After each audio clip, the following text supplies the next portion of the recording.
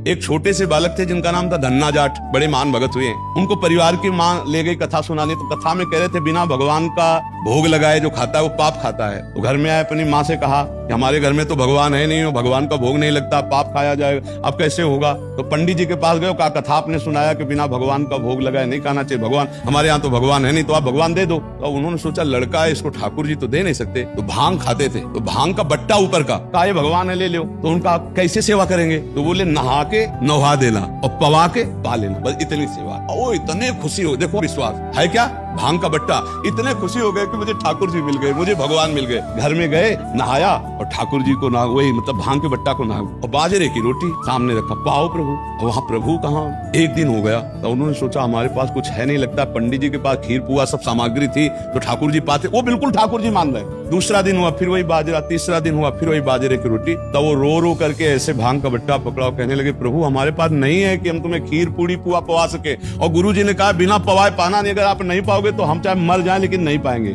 उसी समय श्री कृष्ण प्रकट हो गए और बाजरे की रोटी शुरू कर दी पाना। तो बोले देखो तुम कितने निर्दयी हो, 3 दिन से तो हमें भूख लगी है और हमारे घर में ज्यादा कुछ है नहीं, 1-2 रोटी माँ बना पाते, गरीब आदमी, पूरी रोटी तुम नहीं पाओगे, आधी हमें दो आधी तुम पाओ। और फिर जो लीला का विस्तार हुआ कि धन्ना सेठ हो गए, अपार वैभव उनके। ये है विश्वास, गुरु के वचनों पर बिल्कुल बुद्धि न चलाकर विश्वास।